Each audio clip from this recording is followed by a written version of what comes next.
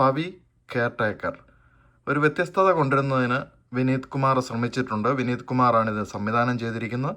ദിലീപിൻ്റെ പഴയകാല കോമഡി ചിത്രങ്ങളിൽ നിന്ന് വ്യത്യസ്തമായ ഒരു കോമഡി കൊണ്ടുവരുന്നതിന് അദ്ദേഹത്തിനെ കൊണ്ട് കഴിഞ്ഞിട്ടുണ്ട്.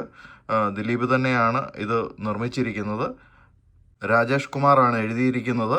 അതുകൊണ്ട് തന്നെ എഴുത്തിലും തിരക്കഥയിലും ഒക്കെ ഒരു വ്യത്യസ്തത കൊണ്ടുവരാൻ ഇതിൻ്റെ അണിയറ പ്രവർത്തകർക്ക് കഴിഞ്ഞിട്ടുണ്ട്. പഴയകാല കോമഡി ചിത്രങ്ങളിൽ നിന്ന് ആദ്യം ഞാൻ പറഞ്ഞിരുന്നു ഈ ചിത്രത്തിന് ഒരു വ്യത്യസ്തത കൊണ്ടുവരുന്നതിന് ശ്രമിച്ചത്. അത് എനിക്ക് വളരെയധികം ഇഷ്ടപ്പെട്ടു. ഏകദേശം 2.5 മണിക്കൂറോളം തിയേറ്ററിൽ നമ്മളെയൊക്കെ പിടിച്ചിരുത്താൻ ഇതിന് ശേഷിയുണ്ട്.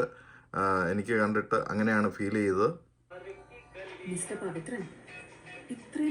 തീർച്ചയായിട്ടും നിങ്ങൾക്ക് ഇഷ്ടപ്പെടുന്ന ഒരു സിനിമ തന്നെയായിരിക്കും പവി കെയർടേക്കർ എന്ന കാര്യത്തിൽ സംശയമില്ല. നിങ്ങൾ തിയേറ്റർ എക്സ്പീരിയൻസ് ചെയ്യേണ്ട ഒരു സിനിമയാണ്. തിയേറ്ററിൽ പോയി തന്നെ കാണണം എന്നാണ് എനിക്ക് പറയാനുള്ളത്. ഇതിനകത്ത് മറ്റു വേഷങ്ങളൊക്കെ കൈകാര്യം ചെയ്തിരിക്കുന്ന ജോണി ആൻ്റണി ആയാലും ധർമ്മജനായാലും എല്ലാവരും ഒന്നിനൊന്നിനും മെച്ചമായിട്ടാണ് അഭിനയിച്ചിരിക്കുന്നത്. അതുകൊണ്ട് തന്നെ ഇതിനകത്തൊരു വ്യത്യസ്തതയുണ്ട്. അത് നിങ്ങൾ തിയേറ്റർ എക്സ്പീരിയൻസ് ചെയ്യണം. ഏതായാലും എനിക്ക് വളരെയധികം ഇഷ്ടപ്പെട്ടു. നിങ്ങൾക്കും ഇഷ്ടപ്പെടുമെന്ന് വിശ്വസിക്കുന്നു. താങ്ക്